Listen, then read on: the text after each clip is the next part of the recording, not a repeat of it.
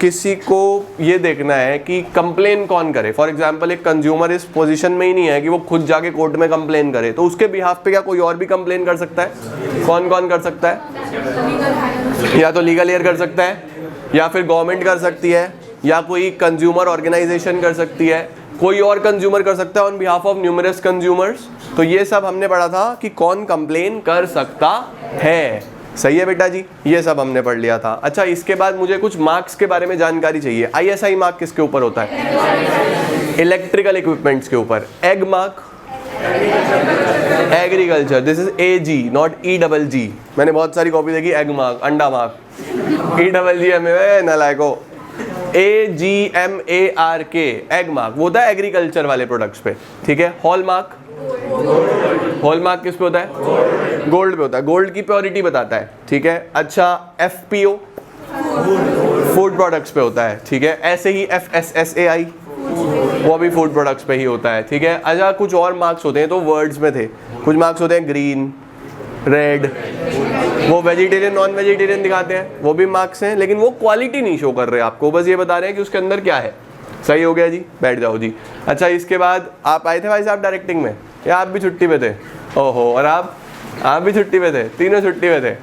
ओहो, फिर क्या करें, अब डायरेक्टिंग का उसने पूरा छोड़ दिया। चलो कोई बात नहीं, आप उठ जाओ भाई साहब, आप उठ जाओ।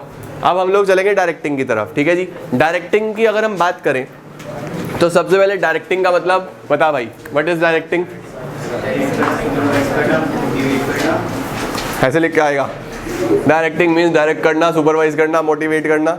Directing means instructing, guiding, motivating, supervision of the किसका?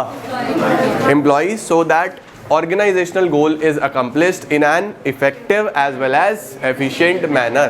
सही है, टाइमली आपका काम पूरा होना चाहिए, कम से कम खर्चे में पूरा होना चाहिए, प्रॉपर वे में होना चाहिए, वेस्टेज नहीं होना चाहिए, यही तो डायरेक्टिंग है, नहीं तो क्यों डायरेक्टिंग करेंगे, ठीक है। अच्छा, डायरेक्टिंग के कितने एलिमेंट्स हैं?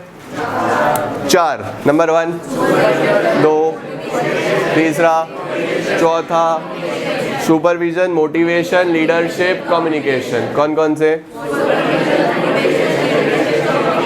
Supervision, motivation, leadership, communication. कौन कौन से? Supervision, motivation, leadership, communication. Staffing के कौन कौन से थे?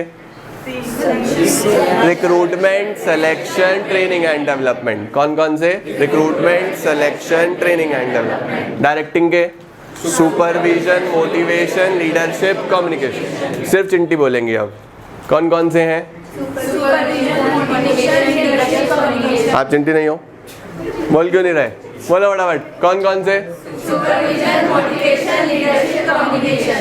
मतलब हद हो गई, मेरी आवाज़ तुमसे ज़्यादा है। कुछ खाया नहीं क्या? फास्ट है क्या सबका? बताओ कौन कौन सा? Supervision, motivation, leadership, communication. मेरे को ये बोल के दिखाएंगे तुम्हें चिंटू सारे, चलो बोल के दिखाओ जरा। Supervision, motivation, leadership, communication. मेरे को बाहर तक आवाज़ जानी चाहिए, बताओ जरा फटाफट से। तो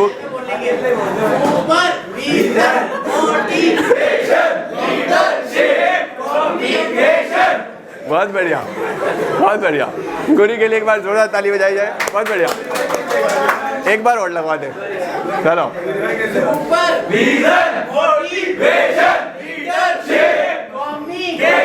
बहुत बढ़िया। ये सब क्या है? ये क्या है? ये सब डायरेक्टिंग के एलिमेंट्स है, ठीक है। सही हो गया। अच्छा, अब बैठ जाओ। अब मुझे ये बताओ जरा, चल भाई खड़ा हो जा चिंटू, ये बताओ मुझे फटाफट से, मोटिवेशन में एक इंडिविजुअल का बहुत बड़ा रोल है। कौन है वो इंडिविजुअल? Abraham Maslow. मैस्लो ने बोला कि मोटिवेट इंसान किस चीज से होता है? नीड्स से। कितनी नीड्स? 5। पहली फिजियोलॉजिकल, दूसरी सेफ्टी सिक्योरिटी, तीसरी एफिलिएशन, बिलोंगिंगनेस, लव, चौथी एस्टीम नीड्स, पांचवी सेल्फ एक्चुअलाइजेशन, ठीक है। ऐसी कौन सी नीड्स है जो स्टेटस से सेटिस्फाई होगी? Esteem needs. कौन सी नीड्स? ऐसी कौन सी नीड है जो रोटी कपड़ा मकान से पूरी होगी? ऐसी कौन सी नीड है जो इंश्योरेंस से पूरी होगी? Safety and security. ऐसी कौन सी नीड है जो फ्रेंडशिप से पूरी होगी? ऐसी कौन सी नीड है जब आप अपना गोल अचीव कर लोगे पूरी हो जाए? यही 5 है, ये मोटिवेशन में। ठीक है जी, चल बैठ जा। अगला फटाफट से खड़े हो जा भाई साहब, मुझे जल्दी से ये बताओ। हाँ उठ जा उठ जा उठ जा। ये बताओ बेटा जी, एक इंडिविजुअल को मोटिवेट करने के लिए कितने प्रकार के इंसेंटिव होते हैं? 2 प्रकार के, पहला दूसरा, पहला दूसरा, पहला दूसरा, पहला दूसरा, पहला दूसरा। बस गुस्सा क्यों कर रहे? पहला मॉनेटरी और दूसरा नॉन मॉनेटरी। 2 प्रकार के इंसेंटिव होते हैं, है ना। अब पैसों में अगर किसी को मोटिवेट करना है तो उसे बोनस दे दूं, बोनस दे दूं, बोनस चलेगा। उसे अपना पार्टनरशिप, को पार्टनरशिप चलता है क्या? नॉन मॉनेटरी है को पार्टनरशिप? मॉनेटरी है भाई, पैसा मिल रहा है। प्रॉफिट शेयरिंग मॉनेटरी, और इसके अलावा क्या? कमीशन और वो differential piece wage system, productivity link, जितना काम करोगे उतना पैसा मिलेगा। इसके अलावा पर्क्स, पर्क्स बता बेटा, कौन सी चॉकलेट का नाम है पर्क? पर्क्स में क्या था? पर्क फ्रिज में होती है, फ्रिज नहीं, पर्क्स होती हैं एडिशनल बेनिफिट्स। ठीक है, जैसे मेडिकल फैसिलिटी, जैसा एकोमोडेशन, जैसा आपको गाड़ी वाड़ी दे दी आने जाने के लिए, तो ये सब पर्क्स हैं। ठीक है, ये सारी कौन सी होती हैं? पर्क्स। चलो अब मुझे 3 नॉन मॉनेटरी बताओ आप, सिर्फ आप और कोई नहीं बोलेगा। 3 मॉनेटरी, नॉन मॉनेटरी सॉरी। किसी को मोटिवेट करना है आपने, आपकी दुकान में काम करते हैं वो लोग, उन्हें मोटिवेट करने के लिए पैसा नहीं देना, कैसे मोटिवेट करोगे? स्टेटस से, और करियर एडवांसमेंट अपॉर्चुनिटी होनी चाहिए, स्टेटस मिलना चाहिए, और एनरिचमेंट होना चाहिए कि भाई उसको जो अच्छा लगता है वो मिल रहा है। क्या टाइम टू टाइम प्रमोशन वगैरह भी होना चाहिए?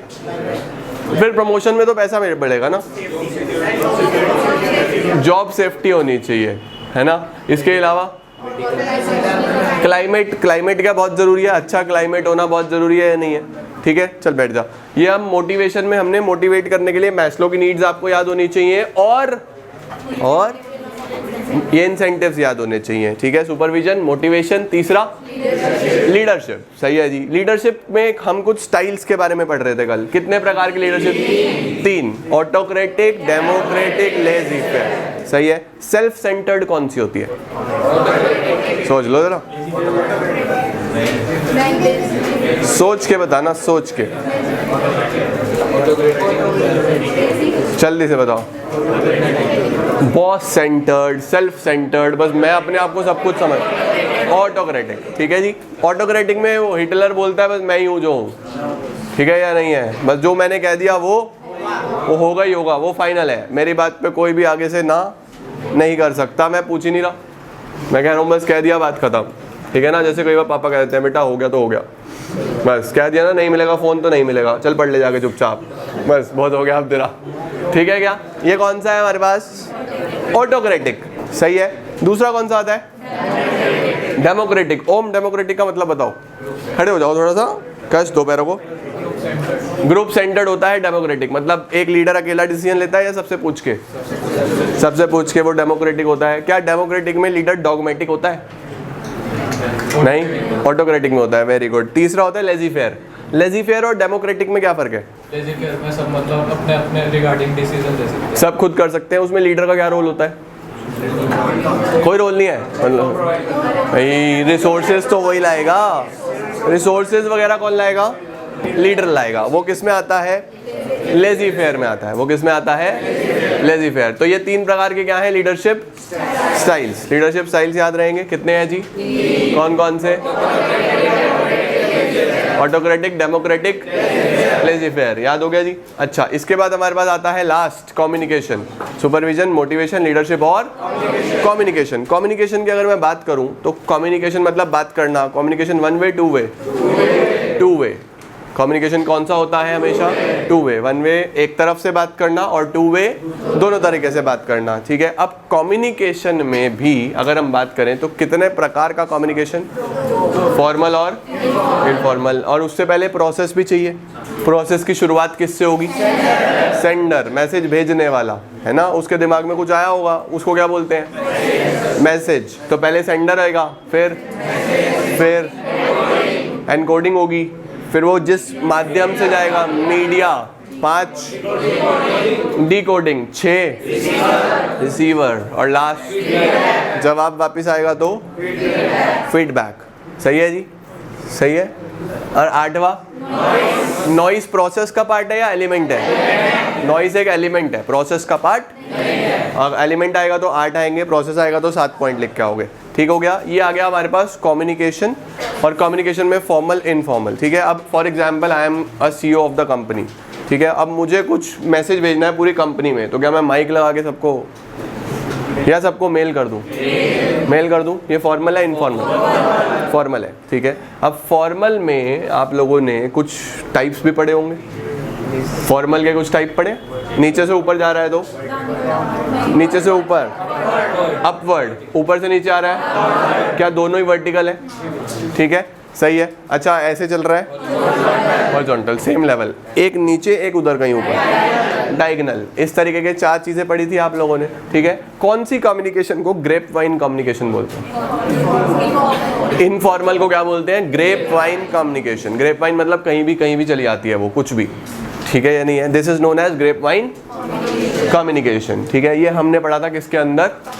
कम्युनिकेशन के अंदर। क्या ये चीज अच्छे से याद है जी? बढ़िया तरीके से हो गई। अब हम कौन सा चैप्टर पढ़ने जा रहे हैं? कंट्रोलिंग। कंट्रोलिंग आपका फर्स्ट पार्ट का अंतिम चैप्टर है। फिर हमारे 2 चैप्टर रिवीजन को बचेंगे, मैनेजमेंट और मार्केट, वो भी करो और खत्म करो। कंट्रोलिंग बेटा जी, इधर ध्यान देंगे प्लीज, यहाँ पे इधर ध्यान दो सभी लोग एक बार डेफिनेशन पे बड़े ध्यान से। क्या लिखा है? Controlling function can be defined as comparison of actual performance with the, मतलब देखो आखिरी फंक्शन है, इसके बाद आपका एक्चुअल मैनेजमेंट दोबारा से शुरू हो जाएगा। इसको बोलते हैं मैनेजमेंट साइकिल। इसको क्या बोलते हैं? Management cycle. मैनेजमेंट साइकिल शुरू होती है प्लानिंग से, खत्म कहाँ पे होती है? कंट्रोलिंग पे। ठीक है। आपने तैयारी करनी शुरू करी 12th की, पहले दिन आपने अच्छे से पढ़ाई करी, फिर करते करते करते करते अब ये दिन आ गया कि पेपर को रह गए 15-20 दिन। ठीक है ना, मतलब एक्चुअल में तो 26 से ही शुरू है, और आज हो गई है, क्या डेट हो गई है आज? 5 तारीख हो गई है, तो देखा जाए तो 20 ही दिन है। अब जिनके 13 से हैं वो खुश हैं कि चलो हमें 20 दिन और मिलेंगे, बट एक्चुअल में देखा जाए तो बच्चे अब 26 से एग्जाम है, 26 को एंटरप्रेन्योरशिप, फिर हिंदी वालों का 2 तारीख को हिंदी, मतलब पेपर तो शुरू हो ही गए ना एक तरीके से, तो एग्जाम तो आ गए। तो अब बेसिकली आपको ये देखना है कि आप कितने अच्छे से चीजें कर रहे हो। तो आपने जो भी प्लान करा था उसको अब इम्प्लीमेंट करने की बारी है। अब आप एक्चुअल में परफॉर्म करोगे, तो जब नंबर आएंगे आप कंपेयर करोगे ना कि जो सोचा था वैसा हुआ है या नहीं हुआ है। इसी को कंट्रोलिंग बोलते हैं। तो controlling is what? Controlling is comparison of actual performance with planned performance. अब कंट्रोलिंग में एक सवाल ये आता है कि क्या कंपैरिजन करके छोड़ दूं, या ये देखूं कि कहां कमी रह गई थी, है ना? क्या कमी रह गई थी? कमी को क्या बोलते हैं हर्षित? डेविएशन। क्या बोलते हैं बेटा? डेविएशन। ठीक है। अगर कोई भी डिफरेंस आता है, that difference is known as deviation. उसे ठीक करना है, उसे ठीक करना है, वहां नहीं छोड़ना, कहीं वहीं छोड़ दो, उसको क्या बोलते हैं? Deviation. If there is any difference और deviation, then finding the reason and taking the corrective measures so that in future there is a match between actual performance and plan performance. ठीक है। क्या फीचर्स हैं जी इसके? इसके features same to same planning वाले हैं, क्योंकि प्लानिंग हो रही है भाई भाई है, बिल्कुल सेम फीचर्स है। क्या? Number 1, controlling is a goal oriented. अब आप क्या अपने गोल को अचीव करने के लिए तो कंट्रोलिंग कर रहे हो। आपने जो भी सोचा था कि 12th में इतने परसेंटेज होने चाहिए, अब अलग अलग एम होता है। कोई कह रहा है कि भाई 90 आ जाए, कोई कह रहा है 80 आ जाए, कोई कह रहा है पास हो जाऊँ बस बहुत है, मार्कशीट मिलनी चाहिए, बात खत्म, पास हो जाऊँ, है ना? तो हर किसी का अपना अपना गोल है, हर कोई एक गोल के साथ पढ़ रहा है। ठीक है। बट जो भी आपका गोल है उसे अचीव कर लो, ये नहीं कि बस पास हो जाऊँ, आए 22% रह गया ना। तो बेसिकली गोल अचीव करना। तो कंट्रोलिंग एक ऐसा फंक्शन है, controlling make sure that everyone follow the plan and work is accomplished. ठीक है। दूसरा पॉइंट क्या लिखा है? Controlling is all pervasive. का क्या मतलब हुआ? सब जगह, चाहे आपका घर हो, घर में भी कई बार क्या होता है हमारे पास, वहाँ पे जब हम कुछ काम कर रहे होते हैं, हमारी मम्मी जब कोई सब्जी बना रही होती है तो वो सब्जी बनाने वाली चेक कर लेती है कि भाई नमक सही है या नहीं है, ज़्यादा कम तो नहीं हो गया। ठीक है। इसी तरीके से आप किसी फास्ट फूड वाले के पास जाओ, वो पूरी तरह करता करता बीच में एक चम्मच उठाएगा और ट्राई कर लेगा कि भाई सही से सब बना है या नहीं बना है। तो मुझे बताओ क्या वो भी कंट्रोलिंग कर रहा है? ठीक है। आप लोग पढ़ाई में दुनिया भर के टेस्ट हो रहे हैं, एग्जाम हो रहे हैं, ये भी कंट्रोलिंग है। एक ऑर्गेनाइजेशन हर साल अपना P&L बना रहा है, बैलेंस शीट बना रहा है, ये चेक कर रहा है प्रॉफिटेबिलिटी कितना है, रेशियोज निकाल रहा है अलग अलग, क्या वो सब कंट्रोलिंग है? ठीक है। तो कंट्रोलिंग तो कैसा फंक्शन है, एक परवेसिव फंक्शन है। ये टॉप लेवल भी करेगा, मिडिल लेवल भी करेगा, लोअर लेवल भी करेगा, हर लेवल करेगा, हर ऑर्गेनाइजेशन करेगा, सब जगह कंट्रोलिंग होगा। तो controlling is all, controlling is both backward looking as well as controlling. पीछे तो देखना ही है भाई, प्लान तो पीछे ही करा था ना, अब तो एक्चुअल परफॉर्मेंस हुआ है, तो प्लान्ड परफॉर्मेंस पीछे देखना। अब गलती निकली तो फिर आगे के बारे में सोचना कि अब वो गलती रिपीट ना हो। तो कंट्रोलिंग फॉरवर्ड और बैकवर्ड दोनों हो गया, नहीं हो गया, पीछे भी देखेगा और आगे भी सोच के चलेगा। तो controlling is both what, forward as well as, forward मतलब आगे की सोचना और बैकवर्ड मतलब पीछे से गलतियां देखना कि कुछ गलती तो नहीं हुई थी तो अब सुधार लो, ठीक है। इसके बाद क्या आता है, कंट्रोलिंग इज अ चलता रहता है। क्या बस ऐसा होगा कि आपके एग्जाम अब हो रहे हैं पहली बार, या हर साल हो ही रहे हैं लगातार। हमारे स्कूल वालों ने तो इस बार प्री बोर्ड की भी लाइन लगा दी, 5 प्री बोर्ड हो गए अभी तक। ऐसे ऐसे स्कूल है जिसमें 4-5 बार प्री बोर्ड हो गए, हर हफ्ते नए प्री बोर्ड। तो कंट्रोलिंग क्या हो रहा है, बेसिकली कॉन्टिन्यूस प्रोसेस है। इसके बाद तुम कॉलेज में जाओगे, फिर वहाँ पेपर दोगे, उसके बाद मतलब पेपर देते ही रहोगे, जिंदगी भर इम्तिहान है।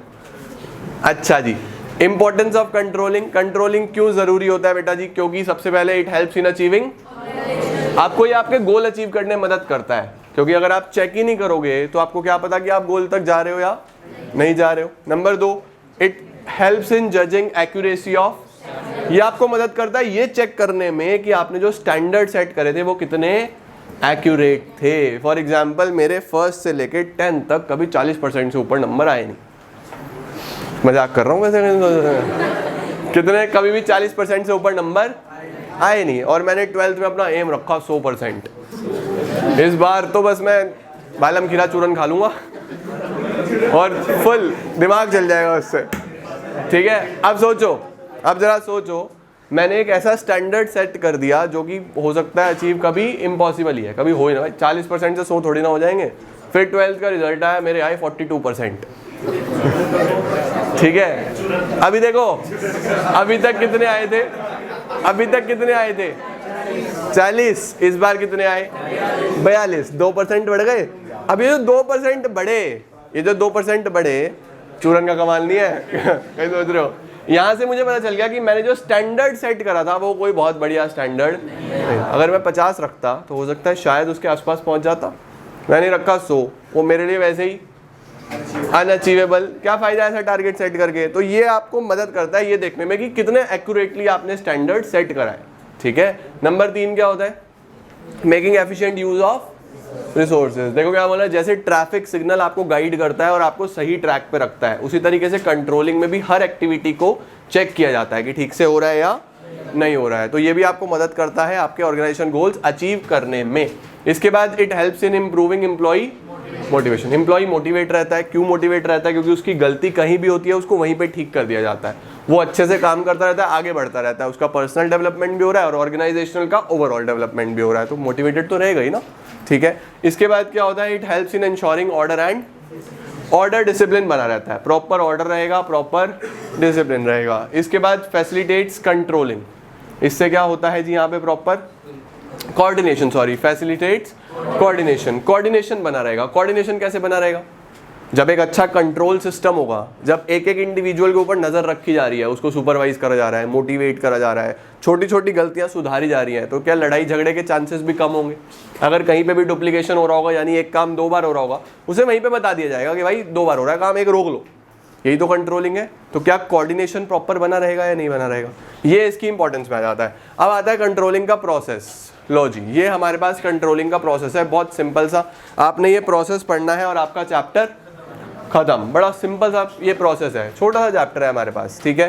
क्या है इसके अंदर, सबसे पहले क्या करोगे, सबसे पहले setting up of performance standards. आप सबसे पहले एक परफॉर्मेंस स्टैंडर्ड सेट करोगे। व्हाट इज परफॉर्मेंस स्टैंडर्ड, क्या होता है परफॉर्मेंस स्टैंडर्ड, वही टारगेट, ठीक है। जैसे मैंने बोला कि 100% आने चाहिए भाई, 100% क्या था मेरा परफॉर्मेंस स्टैंडर्ड था। मैंने अपनी क्लास 12th में 90% का टारगेट रखा था कि मेरे कितने परसेंट आ जाए, 90% आ जाए। 90 आ गए तो मैं बहुत खुश, मैंने कहा अगर 90 आ जाते तो बात ही कुछ और, आए नहीं, लेकिन पूछ रहा हूँ कि मैंने टारगेट कितना रखा 90% का, तो वो मेरा परफॉर्मेंस स्टैंडर्ड था। अब यहाँ पे याद रखना बेटा, परफॉर्मेंस स्टैंडर्ड 2 प्रकार से सेट होता है। कितने प्रकार से, क्वालिटेटिव क्वांटिटेटिव, एक क्वालिटेटिव और एक कोई भी ऑर्गेनाइजेशन स्टैंडर्ड दो प्रकार से सेट करेगी, पहला, दूसरा क्वांटिटी मतलब जो भी आप नंबर में सेट कर रहे हो कि भाई हमारी सेल 20% बढ़ जाए, ठीक है, हमारा प्रॉफिट 4% बढ़ जाए, हमारा इतना जो प्रोडक्शन कॉस्ट है वो इतना कम हो जाए। क्या ये सब मैं नंबर्स में बता रहा हूँ? 2%, 4%, 10%, 20%, ये सब क्वांटिटेटिव है, ठीक है। और मैंने बोला इस साल मुझे अपने एम्प्लॉयज़ को फुल मोटिवेटेड रखना है। कितना मोटिवेटेड रखना है? जितने हो जाए। क्या कोई नंबर है कि पिछली बार मैं 100% मोटिवेटेड था, इस बार 108% मोटिवेटेड हूँ? कोई नंबर है मोटिवेशन? कोई मेजर करने का स्केल आता हो? मोटिवेशन लगा के देख लो कितना मोटिवेटेड हो आप। ऐसा कुछ है क्या? ऐसा कुछ नहीं है, ठीक है। आप मोटिवेट काउंट नहीं कर सकते ना कि मोटिवेशन कैसा हो रहा है, कितना हो रहा है। तो ये क्वालिटेटिव स्टैंडर्ड है। मुझे अपनी गुडविल इंप्रूव करनी है, कोई है क्या गुडविल चेक करने के लिए कोई मीटर हो? कुछ नहीं ना। ये भी कैसा है? क्वालिटेटिव, ठीक है। तो ये हमारे पास क्वालिटेटिव मेजर्स है। और कोई क्वालिटेटिव का एग्जांपल? गुडविल इंप्रूव करना, मोटिवेशन बढ़ाना, और कस्टमर सेटिस्फैक्शन, आपका कस्टमर कितना सेटिस्फाइड है। अब मैंने किसी कस्टमर को कोई प्रोडक्ट बेचा, ठीक है, मैंने ये देखिए बोलने में लगा हुआ चिंटू, मैंने आदित्य को बोला कि आदित्य मैंने पढ़ाया, बेटा कितने किलो मजा आया आपको या कितने ग्राम मजा आया, या कितना, कोई मेजर करने का कोई तरीका आएगा या बस उसको फील होगा। भाई अगर तुम्हें यहाँ बैठे बैठे BST याद हो गई कि मैंने पढ़ाया कि भाई यहाँ स्टाफिंग पढ़ाया, तब याद आ रहा है कुछ, हाँ रिक्रूटमेंट भी, सिलेक्शन भी थोड़ा थोड़ा याद है, तो इसका मतलब कुछ समझ में आया है ना। अब कोई है वो भाई सो ही रहा है वहाँ कॉर्नर में बैठ के, बताओ। अब कोई सो रहा है, वो बिल्कुल स्लीपिंग मोड में है, उसको क्या समझ में आएगा? तो ये जो चीज़ें होती है वो कौन सी होती है? क्वालिटेटिव। कौन सी होती है? तो स्टैंडर्ड कितने प्रकार से सेट होते हैं? एक क्वांटिटेटिव, क्वालिटेटिव। सबसे पहला स्टेप क्या है? Setting performance. दूसरा स्टेप मेजरमेंट ऑफ। अब आपको एक्चुअल परफॉर्मेंस को मेजर करना है बेटा। परफॉर्मेंस स्टैंडर्ड सेट करो। सेट करने कितने तरीके? कौन कौन से? क्वालिटेटिव। कौन से अभिनव? वेरी गुड, क्वांटिटेटिव और सही है, उठा रही हो। दूसरा कौन सा आता है हमारे पास? अब मेजरमेंट ऑफ एक्चुअल परफॉर्मेंस। अब आपको एक्चुअल परफॉर्मेंस मेजर करना है। मेजर क्या? इंची टेप से मेजर कर लूं? कैसे मेजर करूंगा? कैसे मेजर करूंगा? आपकी कुछ रेशियोज होंगी, कुछ आपके स्टेटमेंट्स होंगे, जैसे प्रॉफिट एंड लॉस का स्टेटमेंट है, आपका कोई बैलेंस शीट होगा, इसी तरीके से तो मेजर करोगे। या फीडबैक रिपोर्ट्स, आप कुछ लेके आओ, आपको डोमिनोज में पिज़्ज़ा खाने के लिए जाओ, बाद में बोलते हैं प्लीज़ फीडबैक दे दो। या फिर आप जोमेटो पे ऑर्डर करो, वो बोलता है प्लीज़ रेटिंग कर दो, है ना। ये सब फीडबैक से पता चलता है कस्टमर कितना सेटिस्फाइड है। तो this is the way you can measure your actual performance, ठीक है। अब आपने मेजर कर लिया, ठीक है, मैंने बोला कि 90% आने चाहिए थे, आए 88। एक्चुअल में कितने आए? 88, ठीक है। अब मैं क्या करूंगा कि कंपेयर करूंगा कितनी कमी रह गई। कितनी कमी रह गई? 2% की कमी रह गई। तो पहले क्या करूं? परफॉर्मेंस स्टैंडर्ड सेट करूं। पहले सेट करोगे। सेट करने कितने तरीके? कौन कौन से? क्वालिटेटिव। और इसके बाद क्या करना है? मेजरमेंट करना है। मेजरमेंट कैसे होता है? रिपोर्ट से, डेटा से, कोई इस तरीके से, ठीक है। उसके बाद मेजरमेंट के बाद अब कंपैरिजन, ठीक है। पहले टारगेट सेट करो, फिर मेजर करो, फिर कंपेयर करो। कंपेयर करने के बाद एनालाइजिंग डेविएशन। एनालाइजिंग डेविएशन का मतलब, डेविएशन मतलब कमियां होना। अगर कोई भी कमी है तो उसको एनालाइज करो कि वो कमी क्यों है, ठीक है। अब कमी एनालाइज करने के दो तरीके हैं। इन्होंने बोला कि दो तरीके से लोग अपनी कमियों को क्या करते हैं? एनालाइज करते हैं। There are two ways of analysing deviation. एक होता है क्या? क्या होता है? की एरियाज पे फोकस करना, that is critical point control. उसको क्या बोलते हैं? Critical point control. Critical point control क्या बोलता है बेटा? देखो, क्रिटिकल पॉइंट कंट्रोल बोलता है कि आप अपने की एरियाज पे फोकस करो। आप उन एरियाज पे फोकस मत करो जो आपके हाथ में ही नहीं है, ठीक है। जैसे मैंने बोला, फॉर एग्जांपल मैं आपको बोलता हूँ कि हमारी कुछ वॉर हो गया किसी कंट्री से, और उससे हमें कोई पर्टिकुलर कमोडिटी आता है, ठीक है। सपोज फॉर एग्जांपल हमें कोई पर्टिकुलर कमोडिटी आता है और उससे हमारा वॉर हो गया, सही है। तो सपोज फ्यूल ही ले लो कि वहाँ से फ्यूल आता है, सही है। अब फ्यूल वहाँ से सप्लाई रुक जाएगी। जब वहाँ से सप्लाई रुकेगी तो क्या हमारे पास शॉर्टेज होगी फ्यूल की। फ्यूल की शॉर्टेज होगी तो पेट्रोल भी महंगा, डीजल भी महंगा, हर प्रकार की चीज़ें महंगी। जब ये महंगी होगी तो क्या पूरा ओवरऑल इंडिया में ट्रांसपोर्टेशन कॉस्ट बढ़ जाएगा? बढ़ जाएगा या नहीं बढ़ जाएगा? अब वो पूरे इंडिया में बढ़ रहा है ट्रांसपोर्टेशन कॉस्ट, ठीक है। अब मैं कोशिश कर रहा हूँ कि बस ट्रांसपोर्टेशन कॉस्ट कम हो जाए, मेरा सेल्स पे ध्यान ही नहीं है, जबकि सेल्स मेरे हाथ में है और ट्रांसपोर्टेशन कॉस्ट मेरे हाथ में नहीं है। तो मेरे लिए तो जो की एरिया है वो सेल्स है ना, क्योंकि मैं उसको कंट्रोल कर सकता हूँ, बट ट्रांसपोर्टेशन कॉस्ट को मैं कंट्रोल नहीं कर सकता। तो क्रिटिकल पॉइंट कंट्रोल बोलता है आप अपने की एरियाज देखो और उन पे फोकस करो। आप लगे वो ट्रांसपोर्टेशन कॉस्ट कट डाउन करने में, इससे अच्छा सेल बढ़ाने पे फोकस करो ना, आपका कॉस्ट अपने आप कवर हो जाएगा, वहां से आप अपने आप पैसा कमा लोगे। तो you should always focus on your की एरियाज, कि आपके की एरियाज कौन से हैं। जब आप की एरियाज पे फोकस करोगे तो आप अपने आप प्रॉफिटेबिलिटी पे रहोगे। लॉस तो चलता है बिजनेस में, होता है, इसको क्या बोलते हैं? Critical point control. दूसरा होता है बेटा मैनेजमेंट बाय एक्सेप्शन। दूसरा कौन सा होता है? कौन सा होता है? मैनेजमेंट बाय एक्सेप्शन बोलता है a manager who tries to control everything ends up controlling nothing. एक इंसान जो सब कुछ अचीव करने की कोशिश करता है वो कुछ भी अचीव नहीं कर पाता। मतलब कि अगर आप चाहोगे कि मैं जिंदगी में सब कुछ पालूं तो आप कुछ भी नहीं पा पाओगे। हर चीज स्टेप बाय स्टेप धीरे धीरे होती है, ठीक है। तो इसने बोला कि आप एक स्पेसिफिक लिमिट रखो। आप क्या रखो? स्पेसिफिक लिमिट रखो, एक टारगेट रखो। फॉर एग्जाम्पल मैंने बोला कि मेरी प्रोडक्शन कॉस्ट 20 रुपये आती है, 20 रुपीज़ पर यूनिट। हम कुछ बना रहे हैं जिसका खर्चा कितना आ रहा है? 20 रुपीज़ पर यूनिट। अब मैंने रखा हुआ है कि 21-22 तक मेरे लिए मैनेजेबल है। तो अगर 21-22 तक भी आपकी कॉस्ट जा रही है तो अब छोटी से छोटी चीज़ के लिए पूरा प्लान बदलने की जरूरत नहीं है, ठीक है, चलता है, इतना थोड़ा बहुत डिफरेंस आता है। लेकिन हाँ, अगर आपकी कॉस्ट दिख रही है कि वो 30 जा रही है, जब प्लान करा था तो कितने में थी? 20 में, और हमने कहा था कि 1-2 रुपए तक मैनेजेबल है, 22 तक मैनेजेबल है। तो बताओ क्या मेरी लिमिट से बाहर जा रही है? तो अगर लिमिट से बाहर जा रही है फिर अपना पूरा प्लान चेक करो कि कहाँ कमी है, कहाँ पे कमी नहीं है। तो बोलता है कि आप एक लिमिट रखो, अगर कोई चीज़ उस लिमिट के बाहर जा रही है तो फटाफट मैनेजमेंट को बोलो उसे ठीक करे। अदरवाइज छोटा मोटा डेविएशन है तो उसको इग्नोर करो, ज़्यादा टेंशन नहीं लेनी, ठीक हो गया। इसको क्या बोलते हैं? Management by exception. Critical point control, की एरियाज पे फोकस करो, KRAS, की रिजल्ट एरियाज, ठीक है। और मैनेजमेंट बाय एक्सेप्शन, आप एक लिमिट रख लो, एक बाउंड्री रख लो, अगर उस बाउंड्री के बाहर कोई चीज जा रही है तो फटाफट मैनेजमेंट को बताओ, अदरवाइज जस्ट इग्नोर, ठीक हो गया बेटा। ये आपके पास आता है एनालाइजिंग डेविएशन। अब डेविएशन मिल गई, पता चल गया कहाँ से आ रही है, तो फिर उसे ठीक कर दो। उसको क्या बोलते हैं? Taking corrective action. जब आपने उसका करेक्टिव एक्शन ले लिया तो लास्ट में क्या एक बार कस्टमर फीडबैक भी ले ले कि अब सब कुछ ठीक चल रहा है नहीं चल रहा है। तो हम लास्ट में एक नोट करके लिख देंगे कि लास्ट में कस्टमर फीडबैक भी इंपॉर्टेंट होता है, जिसमें हम ये चेक कर पाएंगे कि हमने जितनी भी चीजें करी हैं वो प्रॉपर्ली हो गई हैं या नहीं हो गई हैं। तो 5 पॉइंट बेटा जी। पहला कौन सा? Setting performance standard. स्टैंडर्ड कैसे सेट होंगे? Setting up standards, and standards can be set in both quantitative as well as qualitative. Quantitative में क्या क्या आएगा? कॉस्ट कितना आ रहा है, रेवेन्यू कितना आ रहा है, और क्वालिटेटिव में गुडविल बढ़ाना, कस्टमर सेटिस्फैक्शन बढ़ाना, ये सारी चीजें आती हैं।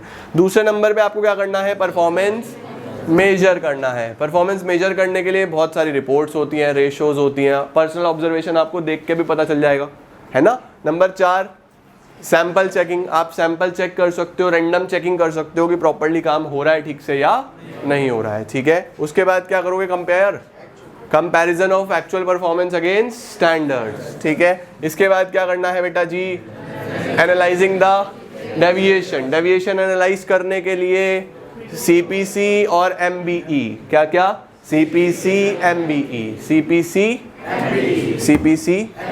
CPC मतलब क्रिटिकल पॉइंट कंट्रोल, और MBE मतलब क्रिटिकल पॉइंट कंट्रोल बोलता है just focus on key result areas, ठीक है। और ये बोलता है a manager who tries to control everything end up controlling. तो deviations which are beyond the limit should be brought to the notice of management, and minor deviations can be ignored. और last में क्या करना है? Taking corrective actions. आपको सारे के सारे करेक्टिव एक्शंस लेने हैं, आपको अपनी परफॉर्मेंस बूस्ट अप करनी है, आपको अपनी परफॉर्मेंस सुधार देनी है। सब बढ़िया हो जाएगा तो कंट्रोलिंग खत्म, और इसी के साथ चैप्टर भी खत्म। कितने चैप्टर पढ़े हमने अभी तक? 4 चैप्टर पढ़ लिए बेटा। कौन कौन से 4 चैप्टर पढ़ लिए? स्टाफिंग, डायरेक्टिंग, कंट्रोलिंग और कंज्यूमर प्रोटेक्शन, ठीक है। अब हमारे पास रिवाइज करने के लिए बचते हैं बस 2 चैप्टर और, जो यानी कि फाइनेंशियल मैनेजमेंट और फाइनेंशियल मार्केट्स। उन्हें करेंगे और आपका टॉपिक समाप्त हो जाएगा जी, BST ही खत्म हो जाएगी। ओके, अभी एक बार मुझे फटाफट से जाने से पहले एक क्विक रिवीजन और ले लो। शुरुआत कहाँ से करी थी हमने? कौन से चैप्टर के साथ शुरुआत करी? स्टाफिंग। चलो बस बता दो, स्टाफिंग की अगर मैं बात करूँ तो staffing means placing the right person, right job, ठीक है, right person, right job, right time, right qualification, सब सही होना चाहिए, मतलब कहने की बात ये है, ठीक है जी। स्टाफिंग के क्या क्या एलिमेंट्स हैं? कौन कौन से? Recruitment, selection, training and development. Recruitment के कितने सोर्सेज हैं? कौन कौन से? कौन कौन से? इंटरनल, इंटरनल, इंटरनल, एक्सटर्नल, सही है जी। इंटरनल और इंटरनल में कितने सोर्सेज? दो। कौन कौन से? ट्रांसफर, ट्रांसफर, ट्रांसफर, ट्रांसफर ऊपर से नीचे होता है, नीचे से ऊपर होता है, या कहीं नहीं होता? ट्रांसफर सेम लेवल पे होता है, सेम लेवल। और प्रमोशन ऊपर से नीचे। तूने ऊपर से नीचे प्रमोशन कर दिया बेटा, बताओ। ये नीचे से फोन मिल गया तेरा? बस ठीक है। प्रमोशन बेसिकली होता है नीचे से ऊपर। अच्छा, जब प्रमोशन होगा, चल बता फटाफट से, बड़ा खुश हो रहा। जब प्रमोशन होगा तो क्या क्या बढ़ेगा? खड़े हो जाओ जरा, पैरों का कस दे दो, बताने दो उसे। हद है, मतलब सैलरी बढ़ेगी और जिम्मेदारी भी तो बढ़ेगी, और स्टेटस बढ़ेगा, एटीट्यूड बढ़ेगा। देख एटीट्यूड बढ़ा दिया इसने, हद हो गई भाई। नहीं, सही बात क्यों है? गलत बात है बेटा, जमीन से जुड़े रहना चाहिए। क्या बढ़ता है? अरे नहीं बढ़ता, बेकार की बात है ये। हाँ जी, वो लोगों को लगता है। चल बैठ जा। हमारे पास ये होता है ट्रांसफर और प्रमोशन। ये किसका पार्ट था?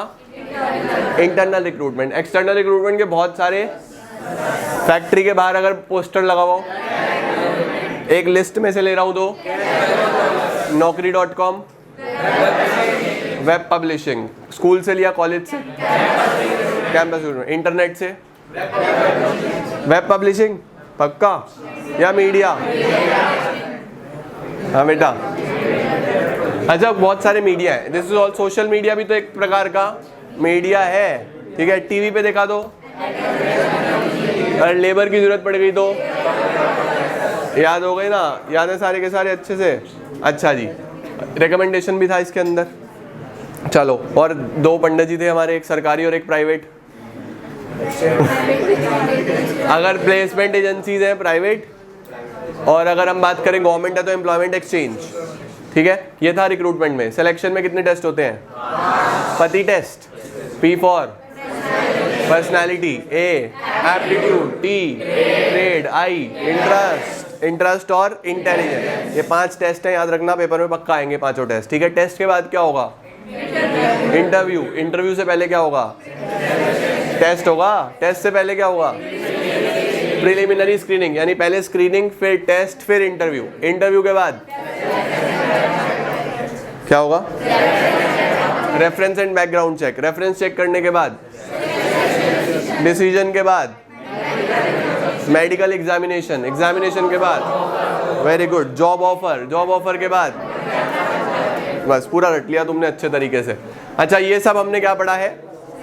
सिलेक्शन का प्रोसीजर, ठीक है। कितने प्रकार की ट्रेनिंग होती है? कौन कौन सी? On the job, on the job. Internship किस में आएगा? आर्टिकलशिप किस में आएगा? अप्रेंटिसशिप किस में आएगा? इंडक्शन किस में आएगा? ओरिएंटेशन किस में आएगा? Vestibule school, vestibule of the job होता है बस, बाकी सब on the job. Vestibule is learning before doing, apprenticeship is learning while doing, ठीक है। अब आर्टिकलशिप जब होती है तो आर्टिकलशिप में पूरा पैसा मिलता है, थोड़ा बहुत मिलता है, उस थोड़े बहुत को क्या बोलते हैं? स्टिपेंड बोलते हैं, ठीक है जी। ये हमने क्या पढ़ा? स्टाफिंग। डायरेक्टिंग में कितने element? Supervision, motivation, leadership, communication. Supervision, motivation, leadership, communication. Supervision के कोई पार्ट्स नहीं पढ़ने। मोटिवेशन में मैस्लो की थ्योरी, मैस्लो ने कितनी नीड्स दी? फिजियोलॉजिकल, सेफ्टी, सिक्योरिटी, ठीक है, सही है, मुझे पता है तुम्हें आता है, मुझे पता है तुम्हें आता है। लास्ट कौन सी होती है? Self actualisation. ठीक है, फिजियोलॉजिकल, सेफ्टी, सिक्योरिटी, एस्टीम और नहीं, बीच में वो रह गया, एफिलिएशन, एस्टीम और सेल्फ एक्चुअलाइजेशन। मोटिवेट करने के लिए कितने इंसेंटिव? मॉनेटरी, फाइनेंशियल, याद है ना? अच्छा, उसके बाद मोटिवेशन के बाद लीडरशिप कितने प्रकार की? Autocratic, autocratic, democratic, lazy fair. Lazy fair का दूसरा नाम फ्री रेन। बहुत बढ़िया। इसके बाद कम्युनिकेशन। कम्युनिकेशन कितने प्रकार की? फॉर्मल, फॉर्मल, बहुत बढ़िया। कंट्रोलिंग में सबसे पहले क्या करोगे? Setting up of performance standard. Standard set होंगे कितने प्रकार से? क्वालिटेटिव, उसके बाद मेजरमेंट, मेजरमेंट के बाद कंपैरिजन, कंपैरिजन के बाद analysing deviation, CPC, MB, CPC, critical point control, management by exception. ठीक है, और लास्ट में उसके बाद फीडबैक। ठीक हो गया, कंट्रोलिंग खत्म। कितने राइट्स हैं कंज्यूमर के? RICHES। सी से क्या था? चूज, आई से इंफॉर्मेशन, एस से सीक रिड्रेसल, ई से एजुकेशन, आई से इंफॉर्मेशन और पहला राइट टू कंज्यूमर कोर्ट। कितने होते हैं? 3। कौन कौन से? District forum, state commission, national commission. District forum में प्रेसिडेंट कौन बन सकता है? रिटायर्ड या वर्किंग जज ऑफ डिस्ट्रिक्ट कोर्ट। ठीक है, नेशनल कमीशन में, नेशनल की बात कर रहा हूं मैं, रिटायर्ड या वर्किंग जज of supreme court. State commission में हाई कोर्ट। मेरी 5 करोड़ की कंप्लेन है, कहाँ पे डालूं? स्टेट कमीशन में। 12 करोड़ की है तो 50 लाख की है तो 99,99,999 की है, डिस्ट्रिक्ट में ही जाएगी। 1 रुपया भी कम है तो भी, और 1 रुपया बढ़ा के अगर मैं कंप्लेन आगे करना चाहूँ कर सकता हूँ। चलो जी, बहुत बढ़िया। तो 4 चैप्टर हो गए जी, अच्छे से याद है जी। अब रह गए हमारे 2 चैप्टर और, वो करेंगे और आज का कार्यक्रम यहीं पे समाप्त। धन्यवाद जी, बहुत बहुत धन्यवाद आपका, थैंक यू सो मच।